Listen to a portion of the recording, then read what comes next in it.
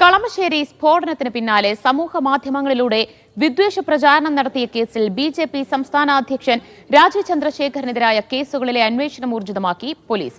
ഇന്റർപോളിന്റെ സഹായത്തോടെ അമേരിക്കയിലെ ഫേസ്ബുക്ക് ആസ്ഥാനത്തു നിന്നും വിവരങ്ങൾ തേടും. വിവരങ്ങൾ തേടാൻ ആഭ്യന്തര വകുപ്പ് അനുമതി നൽകി. കളമശ്ശേരി സ്ഫോടനത്തിന് പിന്നാലെയായിരുന്നു കേന്ദ്രമന്ത്രിയായിരുന്ന രാജീവ് ചന്ദ്രശേഖർ ഫേസ്ബുക്കിലൂടെ വിദ്വേഷ പരാമർശങ്ങൾ നടത്തിയത്. തുടർന്ന് എറണാകുളം സെൻട്രൽ പോലീസ് വിദ്വേഷ പ്രചാരണം നടത്തുക, മതസ്പർദ്ധ വളർത്തുക തുടങ്ങിയ വകുപ്പുകൾ ചുമത്തി രാജീവ് ചന്ദ്രശേഖറിനെതിരെ കേസെടുത്തു. ഫേസ്ബുക്ക് പോസ്റ്റിന്റെ ആധികാരികത ഉറപ്പുവരുത്താൻ മെറ്റയ്ക്ക് കത്ത് നൽകുകയും ചെയ്തിരുന്നു.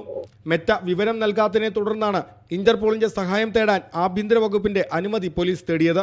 കേസിനെതിരെ രാജീവ് ചന്ദ്രശേഖർ ഹൈക്കോടതിയെ സമീപിച്ചതിനെ തുടർന്ന് കടുത്ത നടപടികളിലേക്ക് തൽക്കാലം പോകരുതെന്ന് കോടതി ഉത്തരവിട്ടിരുന്നു. ഈ ഉത്തരവിനെ നിയമപരമായി മറികടക്കുകയാണ് പോലീസിന്റെ ലക്ഷ്യം. ഇന്റർപോളിന്റെ സഹായത്തോടെ മെറ്റയുടെ അമേരിക്കയിലെ ഓഫീസിൽ നിന്നും വിവരങ്ങൾ ലഭ്യമാക്കാൻ ആഭ്യന്തര വകുപ്പ് അണ്ടർ സെക്രട്ടറി കഴിഞ്ഞ ദിവസം അനുമതി നൽകി. വിവരങ്ങൾ ലഭിച്ചാലുടൻ പോലീസ് കോടതിയിൽ പുതിയ റിപ്പോർട്ട് നൽകും. ഇന്ത്യയും അമേരിക്കയും തമ്മിലുള്ള മ്യൂച്വൽ ലീഗൽ അസിസ്റ്റൻസ് ട്രീറ്റി കരാർ പ്രകാരമാകും വിവരങ്ങൾ ലഭ്യമാക്കുക. ഇന്റർപോളിന്റെ കേരളത്തിലെ ലൈസൺ ഓഫീസറായ ക്രൈംബ്രാഞ്ച് IGക്കാവും തുടർ നടപടികളുടെ ചുമതല. മീഡിയ 1 കൊച്ചി.